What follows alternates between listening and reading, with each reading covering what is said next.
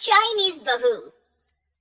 हे भगवान, फिर से ये कोरोना नाम का राक्षस जाग गया। इस बार तो ड्रैगन के मुंह से मौत बरस रही है। सही बोल रही है माँ जी। मुझे तो अब शर्म ही आती है कि मैं चाइना से हूँ। न जाने क्या क्या खाती हैं, कैसी कैसी बीमारी फैलाती हैं। अरे बहू, लेकिन वहीं से तो तू भी आई है ना मेरी लाडो। तू तो अंडा भी नहीं खाती। माँ जी, अच्छा खासा सब ठीक हो गया था, लेकिन पता नहीं कैसे ये फिर निकल कर आ गया। काश चाइना वालों को थोड़ी सी और अकल होती तो आज हम लोगों से अपने यूं जुदा ना हो रहे होते। कोरोना की नई लहर से देश में हो रही मौतों और घर में बंद रहने के कारण हमारी चाइनीज बहू बहुत दुखी होती है। उसे लगता है कि भारत में जो कुछ भी हो रहा है वो उसी के कारण हो रहा है। अब हमारी चाइनीज बहू परेशान से रहने लगी। अरे क्या बात है मेरी चाइनीज गुड़िया, आज तू एक्सरसाइज नहीं करेगी? अरे ना तो तूने जूस पिया है, क्या हो गया लाडो? कुछ नहीं मम्मी जी, बस अच्छा नहीं लग रहा। लोग मर रहे हैं और मैं जूस पीऊं। माँ जी, चाइना से आई है महामारी और मैं भी तो चाइना से ही आई ना। अरे अरे बेटा, ऐसा ना सोच। सास पूरी कोशिश करती कि वो चाइनीज बहू को समझाए कि इस बीमारी के लिए वो खुद को दोषी ना समझे, लेकिन माँ जी, मैं आज खाना नहीं खाऊंगी। अब सबका खाना बना दिया है। मैं कमरे में जा रही हूँ, प्लीज डिस्टर्ब मत करना। सास ने अपनी हंसती खेलती बहू का ये रूप तो कभी देखा नहीं था, लेकिन करती भी तो क्या। अगले दिन सुबह सुबह, अरे ये पूरे घर से स्वादिष्ट खाने की महक आ रही है। ये कौन है जो चाय बनने के वक्त लंच बनाकर तैयार कर रहा है? वो किचन में आती है जहाँ चाइनीज बहू ने शुद्ध वैष्णव खाना तैयार कर रखा था। अरे बहू, सोई नहीं क्या जो इस वक्त इतने प्रकार का खाना बना लिया? हाँ माँ जी, क्या करे, जब दिल में बोझ हो तो नींद नहीं आती। तभी तो मैंने सोचा मैं गरीब और जरूरतमंद लोगों को खाना पहुँचा दूंगी। वो ढेर सारा खाना रोज बनाती और गरीब और बेसहारा लोगों में बांटती। क्या कर रही है बहू? कितने दिनों से देख रही हूँ तू अच्छे से सोती भी नहीं है। क्यों कर रही है लाडो? क्या करूँ माँ जी, मेरे देश के लोग जीवन की लड़ाई लड़ रहे हैं और मैं सो जाऊं, मुझसे नहीं होता। एक दिन चाइनीज बहू पीपीटी किट पहनकर खड़ी होती है।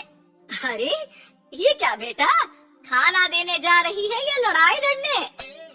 माँ जी, मैं कुछ दिनों के लिए घर नहीं आऊंगी।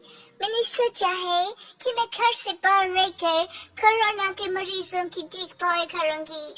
और प्लीज प्लीज आप मुझे रोकना नहीं। नहीं नहीं बहू, ये तो तूने बहुत ही नेक काम सोचा है। बस बेटा तू अपना ख्याल रखना। बहू वहाँ से चली जाती है, लेकिन सास की रोज फोन पर बहू से बात होती। घर पर क्या है माँ, क्यों भेज दिया तूने उसे? बाहर कितना खतरा है, उसे कुछ हो गया तो? अरे बिल्कुल चिंता न कर, उसने सारे नियम कायदे को फॉलो किया है। अरे वो बिल्कुल ठीक रहेगी। और अगर मैं उसे मना कर देती ना तो उसकी अंतरात्मा उसे सोने नहीं देती। तू तो सारा दिन घर से ऑफिस का काम करता, लेकिन मैंने देखा है उसे कितना परेशान रहती थी कुछ दिनों से। हाँ वो भी है। उधर चाइनीज बहू लोगों का खूब ख्याल रखती, उन लोगों तक खाना पहुंचाती, उनके बच्चों की देखभाल करती। एक दिन बहू अपनी सोशल साइट देख रही थी तो उसे दिखता है कि एक आदमी ने बच्चों की देखभाल के लिए पोस्ट डाली है। बहू उसे फोन करती है। मैं आपकी कोई मदद कर सकती हूँ, प्लीज बताओ। दूसरी तरफ से आवाज आती है। मैं और मेरी बीवी दोनों ही कोरोना से पीड़ित है। हम लोगों के बच्चों को देखने के लिए कोई नहीं है, प्लीज हमारी मदद करो। हाँ हाँ बिल्कुल, आप परेशान न हो, मैं आ रही हूँ। मुझे आपका एड्रेस बताओ। वो आदमी बहू को पता लिखवाता है, वहाँ वो पहुँच जाती है। ओह, ये किसे बुला लिया आपने? ये तो चाइनीज है, इसी के कारण तो हम लोगों का देश इस परेशानी से जूझ रहा है। अरे पर ये तो हिंदी में बात कर रही थी। तभी बीवी की ऑक्सीजन लेवल गिरने लगती है। ये क्या हो रहा है? आप टेंशन क्यों ले रहे हैं? जल्दी से इन्हें अस्पताल लेकर जाइए। रुकिए, मैं आपको एक अस्पताल में बेड भी दिला देती हूँ। वो मेरे अंकल का अस्पताल है। चाइनीज बहू फोन पर बात करके उन लोगों को बेड दिलाती है, जहां पति की भी तबीयत खराब हो जाती है और दोनों को बेड दिलाकर बहू घर में बच्चों की पूरी देखभाल करती है।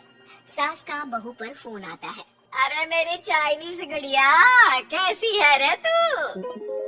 अरे माँ, पीछे की गली में ही हूँ मैं। वो खालिया लोग है ना, उन दोनों हस्बैंड वाइफ को कोरोना हो गया था।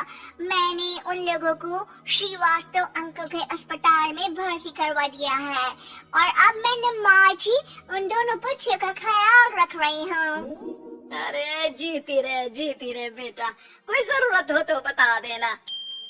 नहीं माँ जी, सब कंट्रोल में है। बस इन बच्चों के माँ बाप ठीक होकर घर आ जाए। अच्छा माँ, इन लोगों के घर का फोन बज रहा है, मैं आपको थोड़ी देर बाद कॉल करती हूँ। लैंडलाइन में घर के मालिक का फोन था। हम लोगों की जिंदगी का कोई भरोसा नहीं है। यहाँ इलाज महंगा है और हम लोगों के पास पैसे नहीं है। जितना इलाज हो सकेगा उतना ही होगा। हमारे बाद प्लीज आप हमारे बच्चों को संभाल लेना। नहीं, ऐसे मत बोलिए, मैं अस्पताल वालों से बात करती हूँ।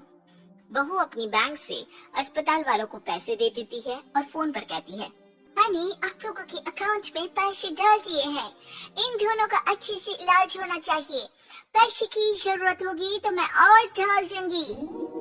सारा दिन बहू कोरोना पेशेंट के बच्चों को देखती, रात में ढेर सारा खाना पैक करके जरूरतमंदों में बांटती।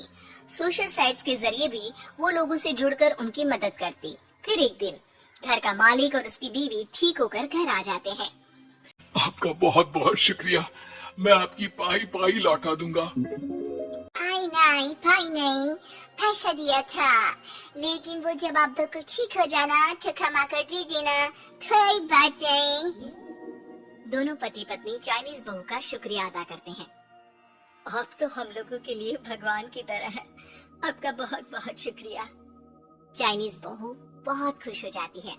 वो घर आकर सास को पूरी बात बताती है। देख मेरी चाइनीज गुड़िया, तुझे चाइना का होने पर अफसोस था ना, लेकिन तूने सच्चे दिल से लोगों की सेवा करके ये बता दिया कि बेटी कहीं की भी क्यों ना हो, ससुराल आकर वो ससुराल के रंग में ही रंग जाती है। अब तो तू मेरी भारतीय बहू है। हाँ।